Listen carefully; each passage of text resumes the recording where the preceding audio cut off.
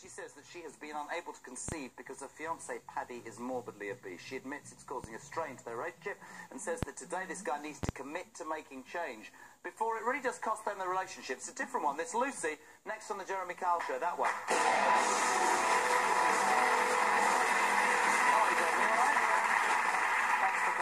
Nice to meet you, yeah. And you, my darling. All sorts of stories, and I would always want the show to be like that. Did a lot more of this, if I'm honest, in America a few years ago. You've been with Paddy for 2 years. It's quite interesting because people, there's always, you know, there's sort of subjects that we don't like to touch upon. You quite honestly say, his weight problem is affecting our relationship. It really is. I'm going to ask one of those questions that nobody likes to. How much does he weigh? At the minute, I think it's around 26 pounds, 25 pounds. Stone. That's what I meant, sorry. 26 pounds, a bit little babby. Yeah. At his worst, 30 stone. Yeah. And I just wanted to start by this line. We don't talk about it because he shuts down. Explain to me. Whenever I've tried to speak about it, he's always just hides himself away from me. He just doesn't feel like he just shuts me off.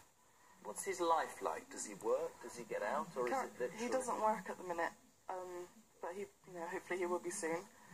So at the minute he's not doing a lot, honestly. I read the notes and I like you, and I mean that, because you love this guy and you say, for me it's not what he looks like, it's the person, and I love the person. But with all obesity, there are huge is the wrong word, but you know what I'm saying? Yeah. Serious medical issues. Yeah. We've talked before about diabetes and everything.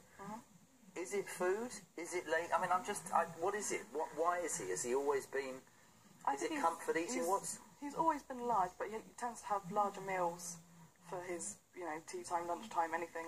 Does he eat between meals a lot of rubbish? Yeah, he has like crisps and chocolate. What's that like for you? I mean, I can see just talking to you now. Yeah. It upsets you, right? It does, yeah. I don't know why he's grown up, you know, so large. But you won't talk. He won't talk about it. No, he won't talk about it at all. You've tried to support him, I know. I have. Does he hide food from you? I think he does. He hasn't told me, but I think he does hide food from me, like chocolate bars or something along the line. What does he eat on a daily basis? Well, recently he's been trying to diet. Yeah, well, patently that's not working. But what is he? I'm not being horrible because we'll sort him out. Because for me this is a work in progress. But what is he eating? On a bad day, kind of thing. Probably be a big bowl of cereal for breakfast, some Frosties, and then for lunch he'll have 2 cheese and salad cream sandwiches with white bread. And then he'll snack. And everything in between. Snack. That's what it is. Yeah. You've begged him though, haven't you, to lose weight? Yeah. Do you get upset with him? I do sometimes, but I mean, it's up to him how he wants to be. I would rather him. He'd be much happier if he did lose weight, I think. You said that to my team. Yeah. I actually worry that this guy's going to kill himself, and I love this man, and I don't want this to happen. Yeah. I think if he carries on eating the way he does, I think he will. You know, he may die earlier, which I really don't want to think about. You want to have a child with this guy? I do. You want to build a future with this guy, but you say that it's impossible. Yeah. And today is whose idea to phone the show? I think it's Patrick's idea. Which is very brave. Yeah. And I'm not saying that in any other than a truthful way. It's good of you, it's good of him. He says when he was 15 years of age, he was 25 stone. He says that it's something that he just cannot deal with. He needs proper help. And respect him. He's 23 years of age to be here. Paddy's on the Jeremy Kyle Show. Give him a round of applause.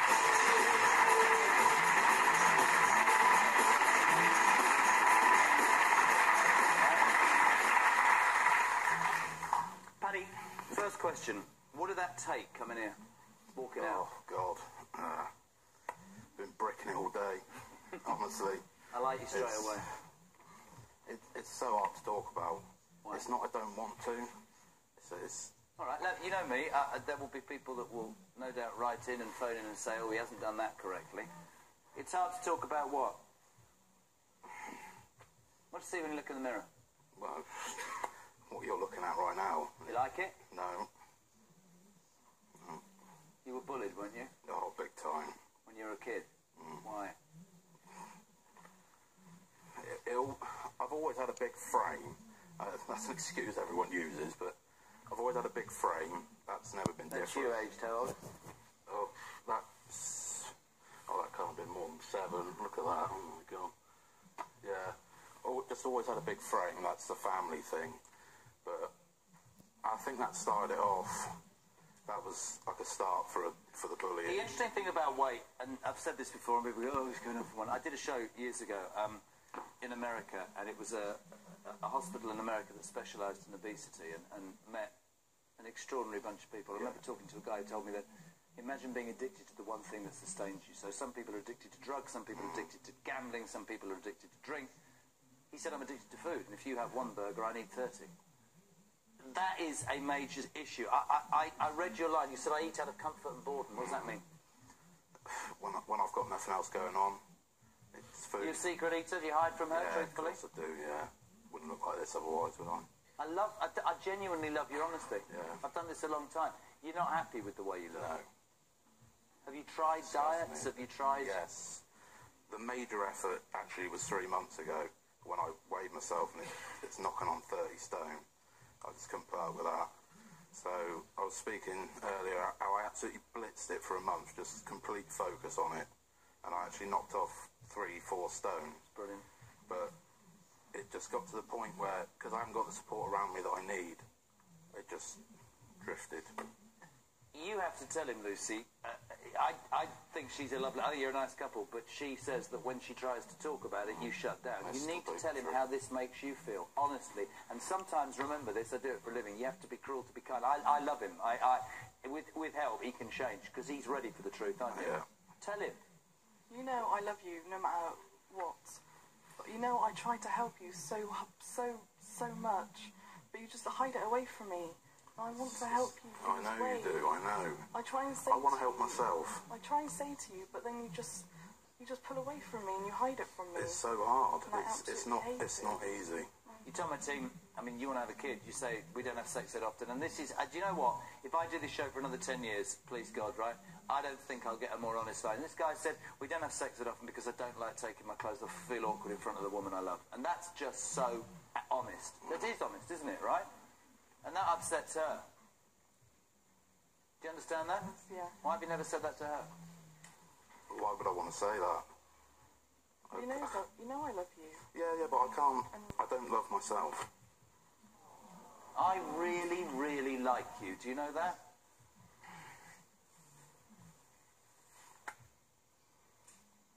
What do you mean you don't like yourself?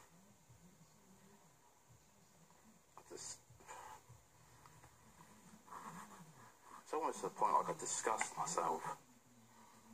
It's just, yeah. Is it like a vicious circle? You're miserable that you're obese. You sit there feeling sorry for yourself. It's like self-harming, so you eat more.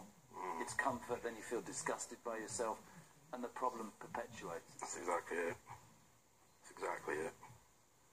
I'll tell you, I want to bring Graham on the Jeremy Kyle show. Give him a round of applause. Let's get Graham out.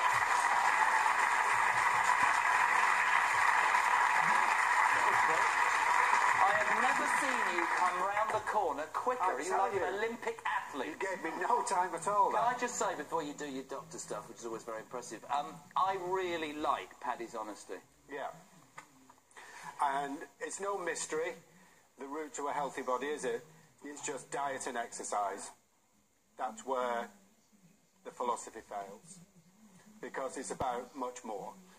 And it was interesting to watch you, when Jeremy was talking to you, when he wanted you to describe yourself, and you said you didn't love yourself. Yeah. So there's clear emotional content there.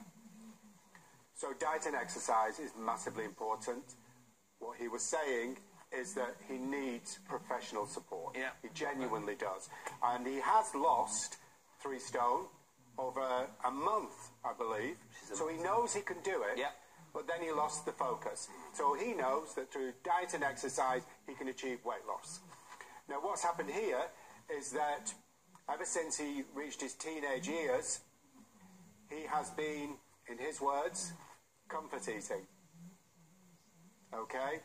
So that would indicate that he's in somewhat of a distressed state. Is it more than diet and exercise? Is it psychological? absolutely- It backs the bullying and stuff So like now that. you're looking at what the psychological component is. And he said he's comfort eating. So I made the presumption that you're eating to medicate your emotions. So when you feel sad, unhappy, when you feel anxious, stressed out, he turns to food. Okay? And since his teenage years, he's been turning to food. It becomes a habit. He then starts overeating, it then becomes compulsive to overeat, and you spiral down into obesity, which is now having an impact both on his physical health and his psychological health, because when he uttered those words, I don't love myself, I think that is directly connected to the increased weight from the time you were a teenager. What's your dad called? Martin. Do you know what your dad? Yeah. Got a video statement for him. Can you watch this? Watch. Is he holding a pigeon? I tried to sit down and talk with him about it. And it's so difficult to get under the skin and to get at why he's having this enormous difficulty with his weight. It worries me. It worries me dreadfully. I know it worries Lucy, his partner, and they're very close. I don't want to see something like this push them apart. I want to introduce you to some people who've worked on this show before. Can you get me a couple of chairs? We've got Mel and Paul from Fat Off, Fit On. Give me a round of applause. Come here, guys. Come.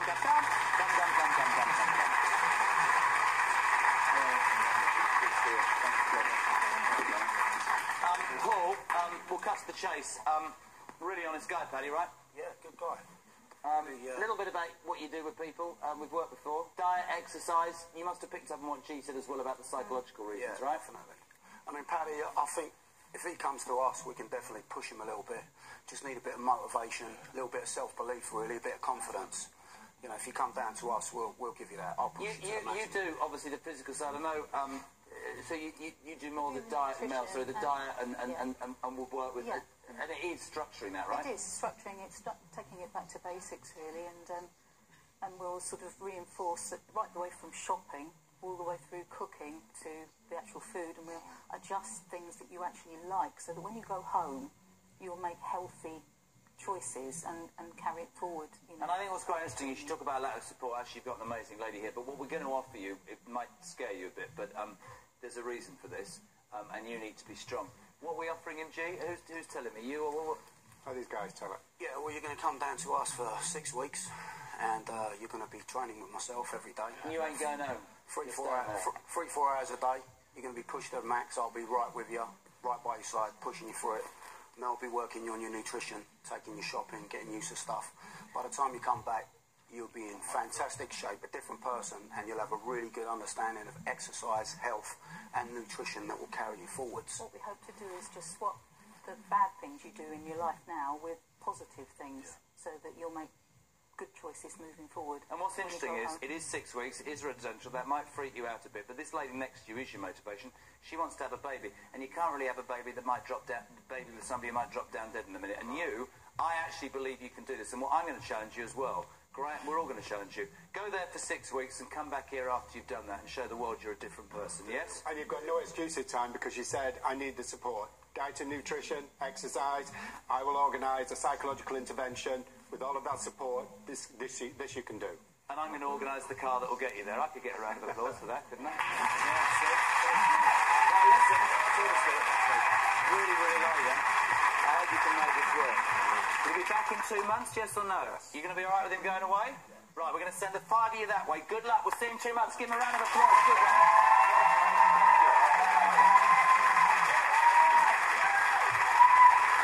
Don't go anywhere. We're back after this break with crucial DNA results.